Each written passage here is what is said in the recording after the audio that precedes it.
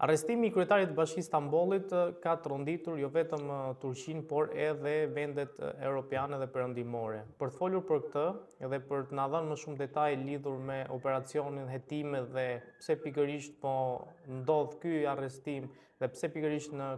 këtë kohë këto masa, kam ftuar në një lidhje Skype gazetarin e njohur Sokol Braj. Sokol, shumë faleminderit për kohën. Përshëndetje, është kënaqësi.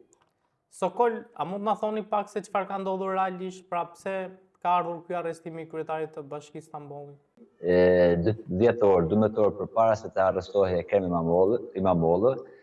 Universiteti i Stambollit ja anulloi diplomën e tij që ka mbaruar në vitin 1995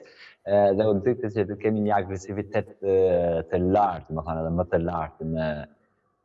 në politikën turke, por gjithsesi arrestimi nuk u priste, por si thënë Atakanës, një gjë të çuditshme e le prapa një gjë më e çuditshme dhe ajo që ndodhi në mëngjesin e ditës së djeshme, në orën 6:10 në orën lokale të Stambollit,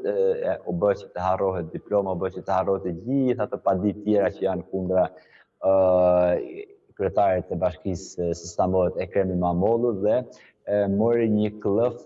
krejt tjetër, ku pozita dhe opozita tashmë janë në luftë me njëra tjetrën, ku vetë edhe i arrestuari Ekrem İmamoğlu, po ashtu edhe opozita fajson direkt presidentin Erdogan dhe mafjet e tij për të gjithë ministritë që përdorin drejtësinë për të marrë hak dhe për mos me lejuar opozitën që të jetë një shpresë për popullin. Kurse nga ana e opozitës, Erdogan është shumë interesante për herë të parë për një gjë kaq kritike dhe kaq etike për politikën dhe popullin turk, ende nuk ka bërë asnjë lloj interviste, nuk ka folur asnjë gjë për këtë dhe mbrëm pas iftarit që tashmë është bërë tradicionale që flet 20 minuta, 40 minuta pas iftarit, nuk ka folur fare për këtë temë, vetëm nga presidenca kemi përndësime zyrtare, po ashtu nga ministri i punëve të brendshme dhe ato normalisht thonë që ne nuk kemi lidhje fare me këtë, këto janë punë të drejtësisë, nuk ka lidhje fare as presidenti jonë dhe as një institucion tjetër, sepse drejtësia nuk drejtohet me shkop. Kështu që është një kaos i madh politik, ku që në orët e para të arrestimit të Ekrem İmamoğlu't, prefekti i Stambollit ka dhënë urdhër, ka marrë vendimin që mos të ketë asnjë lloj mbledhje popullore, asnjë lloj mbledhje në asnjë vend të Stambollit, por gjithsesi gjithë natën protestuesit kanë qenë në shumë vende të Stambollit, në Ankara, domethënë se kanë qenë protestat më të mëdha dhe më të dhunshme në fakt, ku bëhet fjalë për shumë studentë të arrestuar, por gjithsesi këtu në Turqi kemi të drejtën të flasim vetëm për shifrat dhe ato gjëra që publikon Ministria e Punëve të Brendshme, përndryshe ka edhe ndeshkime ku në mëngjesin e sotshëm Ministri i Punëve të Brendshme Ali Yerlikaya ka prononcuar në median sociale X që 261 persona kanë bërë shpifje dhe kanë thuar popullin kundra shtetit, urrejtjen, kanë mbjell urrejtje tek populli me mesazhet e tyre dhe nga këto 62, në mos i ngatroj shifrat krejt fikse, por 62 janë jashtë shtetit, kurse të tjerët janë në Turqi, ku nga këto në Turqi 37 prej tyre janë arrestuar dhe të tjerët janë domethënë policia po bën të vetmit për të arrestuar edhe të tjerët.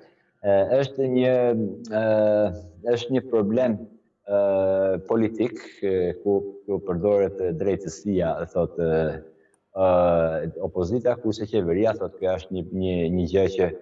ka qenë për të bërë dhe bën drejtësia dhe jo ne. A ishte kjo një mas parandaluese Erdoganit që të mos i rrezikojë pushtetin në të ardhmen, pra a e shifte si rrezik? Po, në fakt nëse shohim jetën politike të Ekrem İmamoğlu't dhe jetën politike të presidentit zotit Recep Tayyip Erdogan, kjo të çon në atë logjikën që po i vetmi rrezik që ka qenë domethënë konkret që mund të rrezoj pushtetin e Erdoganit është i vetmi person Ekrem İmamoğlu, sepse në për të gjitha zgjedhjet që ka marrë pjesë Ekrem İmamoğlu vetë, qoftë në bashkinë e dyzy, në një mini bashki të Stambollit. Po ashtu edhe 3 herë që janë bërë zgjedhje për 2 mandate, për 3 herë janë bërë zgjedhje për Bashkinë Metropolitane të Stambollit, është i vetmi politikan që e ka mundur partinë e Recep Tayyip Erdoganit dhe ja ka marrë edhe Bashkinë e Beylikdüzü, por edhe Bashkinë Metropolitane të Stambollit ja ka marrë nga partia e Erdoganit, domethënë nga njerëz më të besueshëm të Erdoganit ja ka arritur që me vota të marrë më shumë dhe t'ja marrë bashkinë. Domethënë është i vetmi person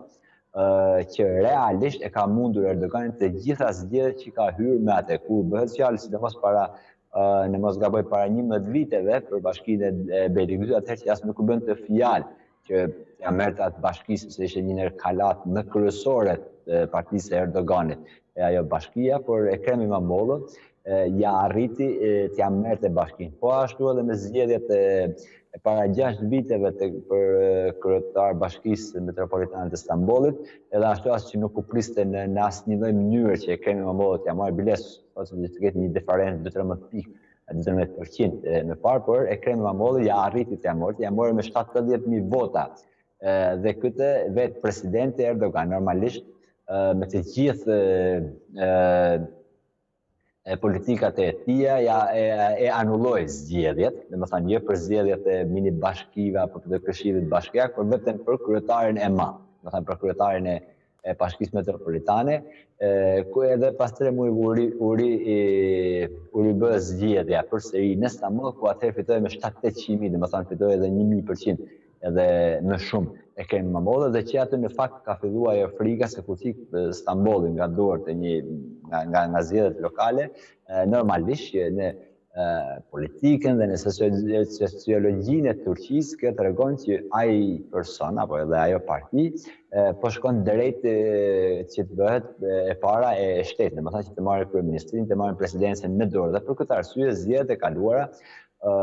në marsin e kaluar, domethënë fiks me 31 mars po bëhet gati 1 vit, edhe atë të gjithë forca e partisë në qeveri, së bashku me Erdoganin dhe me gjithë ministrat ishin të fokusuar në Stamboll për t'ja marrë bashkinë Ekrem İmamoğlu, por Ekrem İmamoğlu me një ndryshim, me një sukses shumë të madh arriti ta mbajë përsëri Bashkinë e Stambollit, dhe pas kësaj, masandej, filluan të gjithë ky kolapsi se si duhet të ndalohet ky person që po na trondit karriget e qeverisë dhe presidentit Erdogan. Domethënë gjithë kjo, nëse e shohim pa ndërhyrje, domethënë politike, vetëm thjesht nga si gazetar, kjo tregon që me të vërtetë i vetmi lider që është kundër Erdoganit është Ekrem İmamoğlu, por edhe plus kësaj do të them që këtë diele pas 3 diteve Ekrem İmamoğlu do ishte në zgjedhjet primare të Partisë Republikane Popullore Turke, CHP, do ishte se kush do të jetë për kandidatin e arshëm të partisë për zgjedhjet presidenciale, kush ishte kandidat për president, dhe ishte i vetmi person, i vetmi lider politik i kësaj partie që ishte kandidat, dhe kjo ishte domethënë e sigurt që të dielën në orën 17 në orën turke do të dilte rezultati që ai është kandidati i arshëm i kësaj partie, por tashmë edhe pse kryetari i opozitës Özgür Özel'i tha që ne do të bëjmë zgjedhjet përsëri, biles do të vëmë 2 kuti në zgjedhjet tona, një për antarët e partisë, kemi mbi 1.750.000 antarë të partisë, në të gjithë Turqinë, por do vëmë edhe një kuti tjetër që vetë populli për solidaritet të kryetarit të Stambollit, në mund vite përdori edhe ai votën e vet. Domethënë që e gjithë kjo politikë po bëhet dhe të gjitha gjërat, edhe anullimi diplomes, edhe arrestimi, edhe gjitha këto akuza, gjitha këto padime ardhën më mbledhje për 3-4 ditë para se sa ishin në zgjedhjet primare, normalisht le për të dyshuar këtë dhe me të drejtë i jep të drejtën opozitës turke dhe asajt. Por nëse shohim akuzat dhe atë që bëhet është janë ndër akuzat më të mëdha, më të larta, më të rënda të Turqisë, ku akuzohet për terrorizëm, dhe kjo nëse gjykata e Stambollit e pranon një akt akuzë të tjerë që do t'ja përcjellë prokurori, atëherë dhe nëse në fund të gjykimit merr një dënim Ekrem İmamoğlu, leqe i gjithë jeta do të hiqun në burg ashtu normalisht, sepse kërkohen mbi 40 e sa vjet burg, domethënë për këtë, por gjithsesi aty shkrihet nga jeta politike e Turqisë nëse merr një vendim të tillë. Kurse nëse merr një vendim të tillë jo për terrorizëm, por për korrupsion, atëherë normalisht që dënimet janë shumë të vogla dhe përsëri ndoshta këtë zgjedhjet e 2028-s jo, por në zgjedhjet e tjera mund të jetë përsëri kandidat për president. Sokola, mendoni që ky veprim i autoriteteve turke do e pengojnë, do e sfumojnë pushtetin në popull të Ekrem İmamoğluit, apo do jetë një spunto që ati t'i rritet populariteti ndodhur në kushtet e ndëshkimit, ndoshta që akoma s'kemi një vendim gjykate, por duke parë vendin ku ndodhet, s'është çudi që të jetë një, po themi, arrestim me prapavi qartazi politike. Pra, do dalë më i fort, apo mund ketë gjasaj që me këtë arrestim karriera politike e Ekrem İmamoğluit të ketë përfunduar? Po nëse normalisht ne kemi një vendim gjykate, kjo është e para, por nëse një vendim gjykate si një akt akuzë pranohet nga gjykata dhe vazhdon hetimi, vazhdon domethënë gjyqja seanca më gjatë, një radhë të parë në Turqi nuk mbaron ato seanca të paktën për 4-5 vite, dhe kështu që në zgjedhjet e ardhshme Ekrem İmamoğlu duket shumë e vështirë që të jetë kandidat rival i Erdoganit. E para, e dyta, nëse shohim që sollëqinë turke, njerëzve që ju hahet e drejta atyre, për shembull, ato vinë duke u forcuar, sepse vetë populli turk, domethënë nga ana sociale, sociologjike, vazhdimisht në histori, domethënë sidomos 100 vitet e fundit, 102 vitet e fundit të shtetit modern turk, gjithmonë kanë përkrah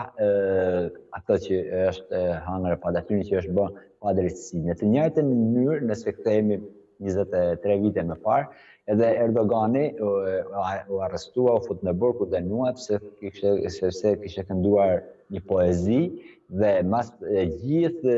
kjo padrejtësi që u bë atij e bëri Erdoganin që të ishte lideri i vetëm, dhe direkt pasi formoi partinë pas 11 muajve, që formoi partinë e tij, Partia për Drejtësi dhe Zhvillim, AK-Partia, ai u bë për herë të parë pas disa dekadave në Turqi, u bë i vetëm, domethënë mori aq shumë vota sa që ishte në qeveri i vetëm. Dhe kjo tregon që populli turk është me atë, domethënë përkrah më shumë atë që i bëhet pa drejtësi, por edhe po kjo parti, domethënë këto, edhe pse në atë kohë Erdogani, nëse na lejon të kthehem, nuk ishte të drejtën të kandidonte për deputet, dhe vetë legjislacioni turk për të qenë kryeministër do të ishte deputet në radhë të parë. Për këtë kjo parti CHP, domethënë kjo partia e Ekrem İmamoğluit, në një qytet afër detit të Zi andej, i anulloi domethënë zgjedhjet, dhe në atë qytet u bën përsëri zgjedhje pas 3 muajve, dhe kjo CHP, partia e Ekrem İmamoğluit, ja dha të drejtën Erdoganit të kandidojë si deputet dhe të bëhet deputet, dhe u bë deputet e pastaj kryeministër. Domethënë është një gjë që sipas opozitës kjo këtë Erdogan që e ka bërë, Erdogan në fakt nuk ka bërë partia e tij, por ka bërë partia e Ekrem İmamoğluit, dhe të njëjtën gjë që ja kanë bërë të tjerët Erdogan tani po ja bën Ekrem İmamoğluit, por pyetja që thotë do të thënë edhe kjo që si do ta komandoj këtë periudhë, domethënë opozita turke, po ashtu edhe pozita, sepse nëse e shohim domethënë për herë të parë, siç e thashë pak më shpart, që për herë të parë që presidenti Erdogan për një gjë jetike në Turqi, domethënë nuk ka folë ende, dhe kanë kaluar 24 orë. Dhe kjo le pikpyetje, me sa shohim domethënë në mentalitet, domethënë në televizionet turke, në komentet e kolegëve tanë, thonë që Erdogani po mat edhe pulsin e popullit, domethënë se si do ta shohë, dhe nëse populli kthehet kundra, që siç e thash pak më parë, se është ndaluar të bëhen protesta deri ditën e hënë, domethënë deri te dielën e darkë, përsëri populli ka qenë përjashta. Dhe Erdogani shef, nëse shef Erdogani që përkthej çdo gjë kundër atij, domethënë ai do t'ia lënë fare një ministri, do t'ia lënë fare një prokurori, sepse këtë metodë ka Erdogani, domethënë të 20 sa vitet në qeveri, kur gjërat kanë shkuar shumë keq, i ka lënë të hecin, domethënë për së keqi, pastaj ka thënë që ka qenë Fethullah Güleni, ka qenë Gezi Parku, ka qenë armiku, është Amerika, nuk na don bota, dhe këtë ditë ta përdor Erdogani. Në fakt, kë varet se si do ta konsolidojnë vetë me votuesin në popullin turk, qoftë qeveria, po qoftë edhe opozita. Së kol parë këto 24 orët e para, si mendon ti, ka gjasaj që popullit ketë një lloj reagimi shumë të fuqishëm që ta detyrojë Erdoganin që të marrë një lloj tërheqje siç e tha dhe ju, për t'ia lënë pastaj faj një prokurori, gjykatësi, një ministri? Normalisht një gjë e tillë është hera parë që ndodh në këtë sferë, domethënë sferë politike, që të arrestohet kryetari më i madh i bashkisë, kryetari i bashkisë më të madhe të Turqisë, është hera parë në Turqi, por gjithsesi nëse njohun politikën turke që një çerek shekulli që jam këtu, mund ta them këtë që mos reagimi i Erdoganit ose tregon ose do t'ja lënë fajin dikujt, domethënë do të ikun disa ministra ose disa gjyqtarë, prefekta apo në drejtor policie, ose në të kundërtën, po lënë që të shfaqet çdo gjë për jashtë dhe pastaj përdor forcën e policisë që këtë ka përdorë vazhdimisht, domethënë qoftë në Gezi Park, në kohën e FET-os, në fuqit të ushtarët, në të gjitha, edhe këtë domethënë është një gjë që është shumë e vështirë që të themi që Erdogani pas 3 ditë do bëj këtë apo do bëj këtë. Siç kur themi domethënë për Trumpi që do bëj ashtu, domethënë nuk e dim çfarë do të ndërë. Pas 2 orë fletjetë gjë, edhe Erdogani është një, po vetë heshtja e Erdoganit lën të kuptojë domethënë që me të vërtetë tashmë ai ka kuptuar që problemet sociale në Turqi, problemet ekonomike janë kolosale. Vetëm për 24 orët e fundit bursa turke ka humbur 7% pikë, po ashtu edhe vlera e lirës turke ka humbur 8 deri në 12% ka rënë. Domethënë edhe kjo është, po ashtu edhe Banka Qendrore në prononcime zyrtare të ditës së sotme, ishin që dje për të mbrojtur mos rëndjen e lirës turke, Banka Qendrore turke ka futur në treg mbi 9 miliard dollar nga rezervat e veta dhe sa do t'ja arrisin që ta mbajë domethënë në këtë sistem. Tash Erdogani duhet të shohin këto të gjitha, por duhet ta them edhe këtë me sa e njoft edhe personalisht vetë presidentin zotin Erdogan, që është i pa imagjinueshëm, edhe pse normalisht ka këshilltarët, ka ministrat e fortë, ka të gjitha në dorë, por gjithsesi atë vendimin e jep personalisht dhe si mund të reagojë Erdogani me këtë, normalisht që na duhet ditë, domethënë të paktën deri të hënën ose deri të hënën maksimumi 4 ditë para burgim janë me ligjit turk, por nëse mund të mbarojnë punë sot prokuroria dhe mund të arrestojnë Ekrem İmamoğlu'n, masanet seriozisht do të jetë gjëra që edhe të pa imagjinueshme deri më sot, domethënë në politikën turke, qoftë nga ana e Erdoganit, por qoftë nga ana edhe opozitës, sepse opozita është e përbetuar që nuk do të rrijë brenda, pra do të dalë për jashtë të kërkojë të drejtën e vet. Atë të jetë një dinamo që do të japi forcë saj, dhe këtë dinamo do ta shtypi Erdogani me forcat policore ushtarake, kjo do ta shohim, por duke pa edhe gjendjen sociale dhe problemet jetike, domethënë ekonomike tek populli, besoj që ose të paktën mendoj tani për tani, nëse masë mund të ndryshojnë vetë rrethanat, por mendoj që Erdogani do t'i lejë edhe ca ditë që të shohë reagimet e tyre dhe gjithsesi edhe nëse arrestohet Ekrem İmamoğlu, por edhe se nuk arrestohet, do të gjejë një fajtor, domethënë për ta shfaqur, për ta larguar totalisht veten dhe qeverinë e tij nga ky akt, sepse Universiteti i ODTÜ-s dhe u qua në këmbë, po ashtu edhe Stambolli, Izmiri, është shumë interesante që kjo për herë të parë, sepse në Turqi që pas vitit 2016 me puçin ushtarak, ku është ndaluar të bëhen protesta dhe shumë një gjë krejt tjetër, për shembull këtë po mendoj unë tani, domethënë të 24 orët e fundit, sepse prefekti Samoi ka ndaluar të gjitha llojet e mbledhjeve, të mbledhjen qoftë nëpër parti apo edhe të dielin që do shkojë me votua dhe këtë e ka ndaluar, domethënë prefekti Samuel, por është shumë interesante që ditën e shtunë e dielë ku është dita e Nevruzit, atë nuk e ka ndaluar, domethënë, sepse ai për këtë kurdëve e të gjyqisë dhe vetë Erdogani ka bën një marrëveshje pas 50 vite si shtet turk me krye